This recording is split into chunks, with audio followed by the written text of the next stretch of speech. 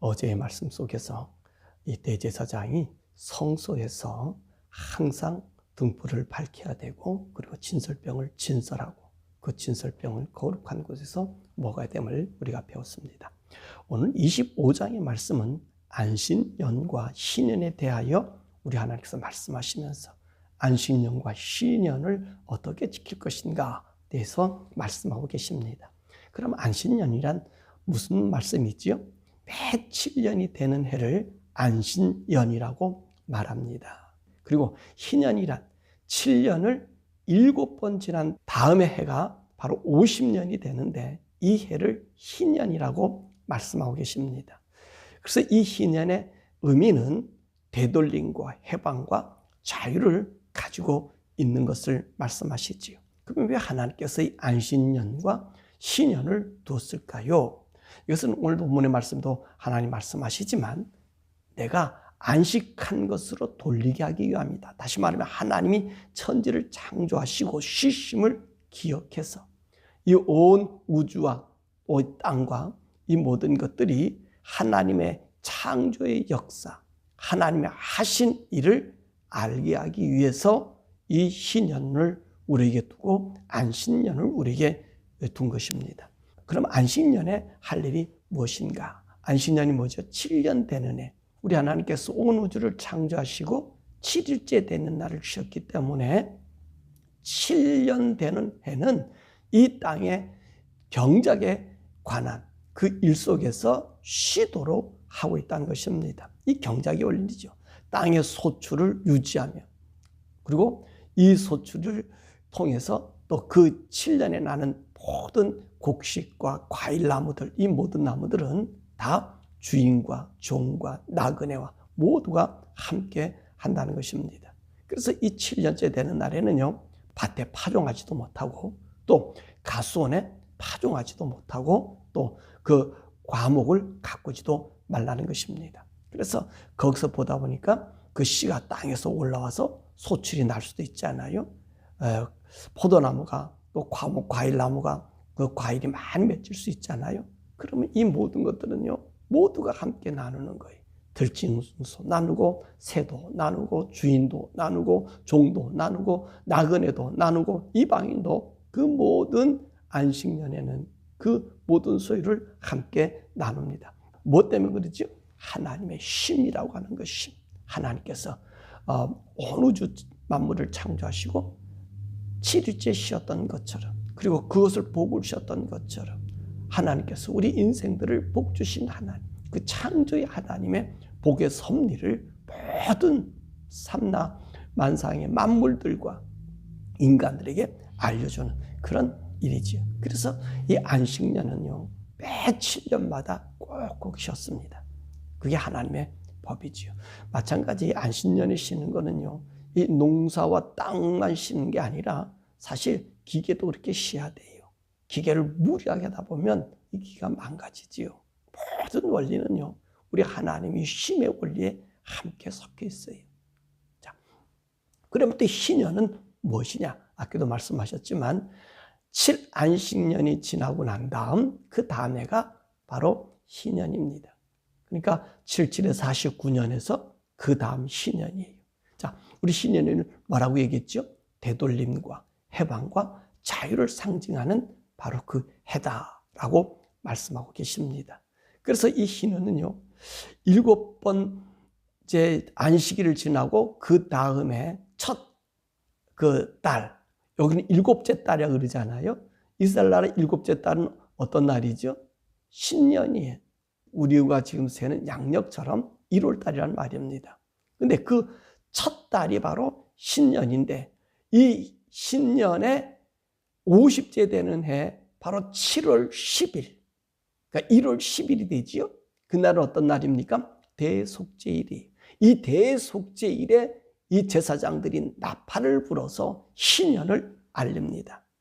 그래서 이 모든 사람들에게 자유를 공포하고 각각 그 소유지로 돌아가게 하고, 또 각각 그 가족에게 돌아가고, 땅과 파종할 과목도 그때는 가꾸지 아니하고 쉬게 만들어 주고 계십니다. 그래서 하나님께서는요, 이스라엘 나라의 되돌림의 법칙은 신년을 기준으로 해서 모든 것이 정해지고 있음을 우리가 보게 되지요. 자, 그러면 오늘 여기 본문의 말씀, 이 신년을 중심으로 해서 어떻게 너희들이 거리하고 어떻게 해야 하는지를 가르쳐주고 있습니다. 25장 23절에서 25절을 보니까 토지 매매에 대한 규례를 얘기하고 있어요. 자, 토지는 누구 것이지요? 하나님의 것이라 그랬어요. 그러니까 하나님의 것이기 때문에 이스라엘 나라 사람들은 이 토지를 팔 수가 없어요. 이 토지를 또 하나님께서 어떻게 하셨어요? 이 가나안 땅의 각 족속들에게 다 나눠줬잖아요. 12 분별했잖아요. 그리고 레위인들에게는 어떻게 했습니까? 하나님의 성막을 중심으로 했고, 그리고 그 흩어진 이스라엘 12지파의 그 한 촌락을 레위인에게 주어서 레위인이 그렇게 살게 만들어 주었습니다. 그러므로 이 토지는 하나님의 것이기 때문에 영원히 팔 수가 없어요. 이 부족이 더 강하고 저 부족이 더 강해서 그 형제들이 각 지파들 중에서 강한 지파가 나서 약한 지파의 땅을 소유해서는 안 돼요. 하나님이 그걸 갖다 경계표라고 해서 지계표라고 그랬어요. 경계 삼은 표를 침범할 수가 없어요. 자, 하나님 것이기 때문에 그래요. 그런데 내가 어렵게 됐다는 말이지요. 그래서 이 토지를 부유한 사람에게 저당 잡히고 내가 돈을 받았었단 말입니다. 그럴 때는 어떻게 하죠? 항상 이 토지를 물러줘야 되는 거예요. 이 물을 수 있는 시간을 주고 그 땅을 영원히 내가 갖지 못한다는 것입니다. 그러니까 이 토지는요, 전부 누가 하나님께 속하고 정해진 그 구역에서 그들이 살게 만들어 놓았습니다. 자, 그러면 이 토지에 대해서 하나님께서 어떻게 할 것인가? 우리가 이스라엘 백성 중에서 토지를 아껴도 되겠지만 너무나 힘들어서 같은 지역 사람도 그래요. 같은 족속이라 그러고 또 다른 지파에게도 땅을 팔았다라고 이야기합니다. 그러면 이 땅을 팔 때 어떻게 파느냐? 그 희년을 기준으로 하는 거예요. 희년. 그러니까 만약에 첫 해 희년이 언제지요? 첫 번째 희년을 지나고 난 다음에 그 다음 희년까지가 50년이잖아요. 바로 그것을 기준하는 거예요. 만약에 3안식년이 지났다. 그럼 21년이잖아요. 그럼 21년에 내가 돈이 없어서 땅을 팔았단 말이죠. 그럼 앞으로 몇 년 남았어요? 29년 있잖아요. 이거를 계산해서 땅값을 치르는 거예요. 받는 거예요. 그래서 사람이 그 땅을 팔 때 그 가격이 희년을 기준으로 해서 그 가치가 정해져요. 그러면 어떻게 되겠어요? 희년이 가까울수록 땅값이 많을까요? 적을까요? 적지요. 그죠? 희년이 길면 길수록 땅값이 많아지는 것입니다. 이것을 가지고 이 사람이 그에게 토지를 파는 거예요. 그러면 토지를 산 사람이 그 값을 정해서 그에게 주는 거지요. 그럼 이 사람이 이제 이 토지를 가지고 살아갑니다. 그런데 만약에 이 사람이 돈이 있어서 그 땅을 다시 찾을 수 있으면 어떻게 할까요? 내가 희년까지 준 돈에 몇 년을 살았어. 만약에 아까 20년을 기준했다면 내가 40년, 20년을 그 땅을 내가 그 값으로 그 사람에게 팔아서 넘겼단 말이에요. 근데 돈 얻어서 이 땅을 내가 다시 찾아와야 돼. 그러면 얼마 이 돈을 주면 되지요? 예, 나머지 10년치의 값만 주면 되는 거예요. 왜냐하면 이 사람이, 이 토지를 산 사람이 20년 동안 자기가 그 땅의 권리권을 가져가지고 소출을 얻었기 때문에 10년치의 돈만 주면 이제 내가 땅을 팔았던 사람들이 어떻게 하죠? 그 주인에게 물어줘야 되는 거예요. 10년치만 물어주기만 하면 되는 것을 이야기합니다. 그래서 그 가별을 줘요. 근데 만약에 내가 돈을 갚지 못했어요. 돈이 없어서 안 돼요. 그러면 50년이 되면, 희년이 되면 그 토지는 내가 샀던 사람들, 그 사람은요, 이 토지를 어떻게 합니까? 원주인에게 되돌려 줘야 되는 거예요. 왜 그러지요? 내가 이 사람에게 언제까지 사용 권한을 받은 거예요? 예, 나머지 한 30년의 기간을 내가 사용 기간을 받았다라고 하는 것을 이야기하는 거죠. 그러니까 토지는 어떻게 해서 아까도 말씀한 것처럼 이거는 내 게 아니에요. 이 토지는 하나님 것이기 때문에 하나님 앞에 그 받은, 그 지파가 받은 그 땅을 되돌려주고 그 사람에게 되돌려주고 있는 것을 보게 되는 것입니다. 자, 그러면 가옥의 경우는 어떻게 하는가 하는 것입니다. 29절에서부터 31절의 말씀 보니까 이 성벽이 쌓여 있는 성 안에 있는 가옥은요, 돈이 없어서 팔았어요. 그러면 내가 돈을 다시 벌었어요. 그럼 어떻게 합니까? 1년 안에 그 집을 다시 되돌려 받을 수 있어요. 값을 주고. 그러나 1년이 넘으면 어떡하지요? 이 소유한 사람이 그 사람의 영구적으로 자기 것이 돼서 이제 내가 다른 사람에게 팔 수 있고 그렇게 자유가 보장된 것입니다. 그런데 성 밖에 촌락인 경우 이것은 만약에 내가 이 집을 샀습니다. 그럼 어떻게 하지요? 이거는 그 사람의 영구적인 소유가 되지 못해요. 언제? 희년이 되면 반드시 이 집을 그 원주인에게 돌려줘야 돼요. 왜 그러냐 했더니 하나님이 이거는 토지와 같이 취급한다 그랬어요. 이 촌락에 있는 그 집은 토지와 같이 취급하기 때문에 그 집은 어떻게 해야 되죠? 그 원주인에게 돌려주는 거예요. 그런 법칙을 우리 주님께서 말씀하고 계십니다. 자, 그러면 레인의 가구나 이 토지는 어떨까요? 이 레인의 가구는요, 이 희년이 되면 무조건 되고 다 돌려줘야 돼요. 마찬가지 레인의 토지는 만약에 레인 사람이 가난해서 팔았단 말이지요. 팔았어요. 그러면 어떡하죠? 마찬가지로 희년이 되면 이 사람은 의무적으로 이 레인들의 이 땅은 돌려줘야 돼요. 레인의 이 땅들과 이 집은 다른 사람이 영구히 취할 수가 없어요. 왜 그러죠? 하나님께서 이들을 정해줘서 땅을 안 줬어요. 만약에 이 사람을 다 빼앗으면 레위 사람들이 어디가 살아요? 살 거처가 없잖아요. 그러니까 레위 사람의 땅이라든지 집은 희년이 되면 다 되돌려줘야 돼요. 만약에 레위 사람이 팔아서 자기가 돈이 생겼다. 그럼 어떻게 하죠? 내가 받은 돈, 희년에 얼마의 가치를 두고 줬던 돈, 그 나머지 돈을, 빌린 돈을 넘겨주면 되는 거예요. 판 돈을 넘겨주면 된다는 것입니다. 그래서 이 레인의 집과 가옥은 예예요. 내 것이 될 수가 없어요. 아무리 성 안이든 성 밖에 있든지 간에 이 레인의 이 가옥은 이제 그 산 사람이 영구히 소유할 수 없어요. 그러나 누구는 이제 성벽 안에 있는 그 집을 샀던 그 사람들은 어떻게 합니까? 이 가옥을 영구히 가질 수 있다라고 하는 말씀입니다. 자, 그리고 또 이제 가난한 형제에 대한 규례가 있습니다. 25장 35절 43절 말씀 보니까 이스라엘 나라의 가난한 사람들에게는요, 돈이나 식물을 구워줄 수 있어요. 아까 좀 똑같이 이제 할 수 있단 말입니다. 그런데 이자를 받지는 못해요. 이스라엘 사람들이 어떻게 해요? 내가 100원 받았어. 그럼 너가 나한테 갚을 때 100원의 이자를 더 줘. 이거를 할 수가 없어요. 식물을 주었어요. 그러니까 내가 지금 쌀 한 가마리 줬으니까 다음에 한 마리 더 보태줘. 이것이 안 된다는 말씀입니다. 왜냐하면 하나님께서 이스라엘 백성들 사이에는 이자 놀이를 못하게 했어요. 왜 그러죠? 너는 형제라는 것입니다. 한 형제이기 때문에 그들을 갖다가 그 완전한 종으로 삼지 못하게 했다는 것입니다. 다만 품꾼이라든지 함께 동거하는 사람처럼 이제 그들을 대우했습니다.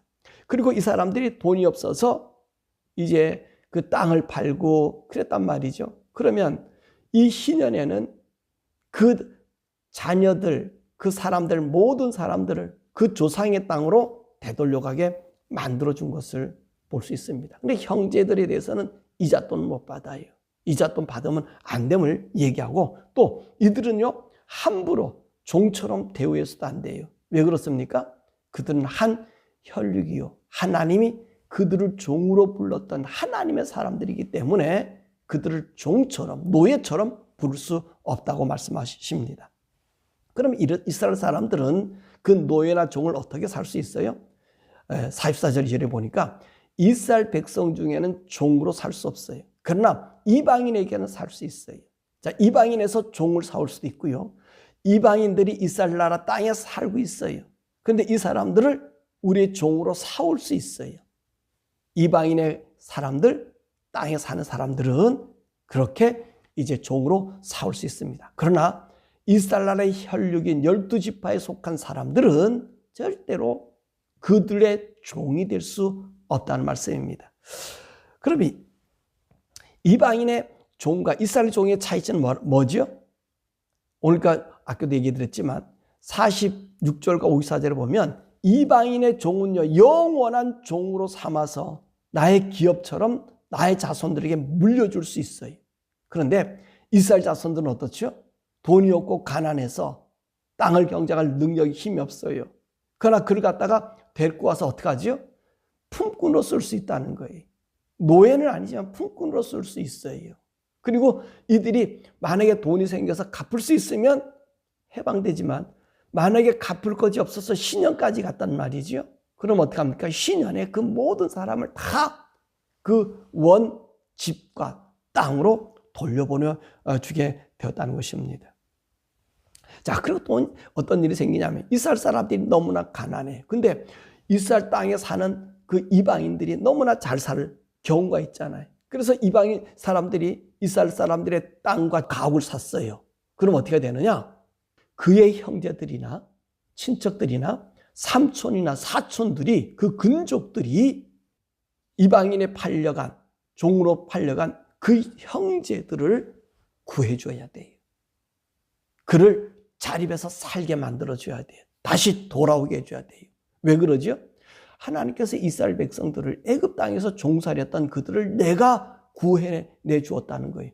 네 자녀를 내 백성, 내 종으로 삼아줬는데 이가 이방인의 종이 되게 할 수는 없다는 거지요. 그래서 너희 친족들이 그를 살려서 종되게 하지 말라고 말씀해주고 있는 것입니다.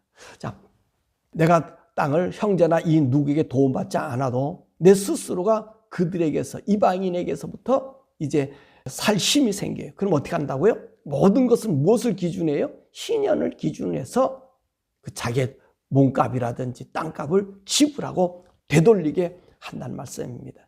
그러니까 모든 것이 이스라엘 나라 사람들의 임금의 책정이나 땅의 기준, 돈의 기준이 어디예요? 신연이에요. 그래서 아까도 얘기했지만 신연을 기준해서 내가 신연에 많은 날이 있으면 그 값어치가 많아지고 신연이 좁아지면 어떻게 작으면 그 값어치가 작아져요. 왜냐하면 신연에는 반드시 되돌려 와야 되니까. 그래서 이 땅의 가치, 만약에 내가 10년 두고 이제 땅을 돈이 없어 팔았다면 그 10년의 그 값어치를 정해요. 그러니까 만약에 50년으로 나누는 거예요. 100만 원이면 50년을 나눠서 100만 원이니까 20만 원이 기준이 되는 거죠. 그래서 100만 원 가치면 남은 연수를 따라서 계산한다는 것입니다. 그러니까 이스라엘 나라는 모든 것이 신연 중심인 것을 우리가 알 수 있습니다. 그러면 하나님께서 뭐라 말씀하시느냐? 안식년과 신년을 쉬라 그랬잖아요. 그러면 하나님, 우리가 안식년과 신년을 쉬면 우리가 먹을 양식은 어떻게 구합니까? 라고 하니까 하나님께서 뭐라 말씀하셔요? 20절과 21절에 내가 안식년 전에는 너희가 쓸 물건을 내가 다 그 해에 6째 해 되는 날 안식년에 먹고 그리고 그 다음 8번째 해에 곡식 심고 그 곡식이 걷어들일 때까지 내가 양식을 주겠다라고 말씀하고 계시는 거예요. 그럼 신년은 어떻게 해요? 하나님께서 뭐라 그래? 신년도 내가 그렇게 해주시겠다는 거예요. 네가 하나님 말씀대로 살면 그 말씀대로 따라 너희가 살면 내가 너희들이 먹을 양식을 주겠다는 것입니다. 바로 이것이요. 우리 하나님께서 우리 하나님의 성도들을 지키시는 모습입니다. 하나님 뭐라 말씀하십니까? 내가 종되었던 그 애굽에서 너희를 불러낸 너희가 나의 종으로 삼았지 너는 사람의 종이 아니라는 말이 세상의 종이 아니라는 말이 그러니까 내가 너희를 지킨다고 말씀해 주고 계신 것입니다. 그렇습니다. 우리는 하나님 종이기 때문에 하나님이 우리를 지켜주시지 우리를 보호해 주셔야 우리 이 믿음으로 살아야 돼요. 여러분 오늘 우리 가정예배에서 있어서 얘기했지만 하나님 말씀은 너희가 내 율례와 법도를 지키면 애굽에 내린 재앙뿐만 아니라 질고까지 너희에게 내리지 않겠다. 내가 너희를 보호하겠다. 주님이 약속하셨어요. 이거 영원불변이에요. 우리 예수님도 말씀하셨잖아. 산상수훈에 무엇을 먹을까 입을까 마실까 염려하지 마라. 다 이건 이방인이 구하는 거라는 거예요. 우리 전부 하나님께서 너에게 이 모든 것이 있어야 될 줄 안다는 거예요. 그래서 우리 하나님 뭐라 말씀하십니까? 너희는 먼저 그 나라와 그 의를 구하면 이 모든 것을 너에게 더해 주시라고 약속했어요. 약속을 믿는 자만이 하나님의 자녀들이지요. 믿음은 생명이에요. 믿음은 예수 안에 있는 거예요. 그러니까 우리 하나님 말씀 믿으면요, 여러분 그렇게 사시면 되는 거예요. 사실 오늘 이 말씀은요, 우리 교회 공동체의 모습을 이루는 모습 아닙니까? 여러분 어떻게 해요? 우리 공동체 성도들을 도우라는 거예요. 근데 여기는 보세요. 중요한 얘기가 있어요. 내가 교회 성도 되니까 나를 도와주세요. 그게 아니에요. 열심히 일하는데 불의의 사고라든지 어려움 당했을 때는 우리 교회 성도는 어떤 사람? 예수의 피로 한 공동체가 됐잖아요. 그럼 우리 교회가 힘을 모아서 그들을 도와줘야 돼요. 도와줘야 돼요. 게으른 자는요, 하나님 법칙에서는요, 먹이지도 말라 그래요. 그건 도와주지도 말라 그래요. 그게 하나님이 하시는 말씀이에요. 근데 열심히 일하다가 불의의 사고가 났다. 그러면요, 우리 교회가 도와줘야 돼요. 근데 한 가지 생각할 것은 교회는 돈을 쌓아두면 안 돼요.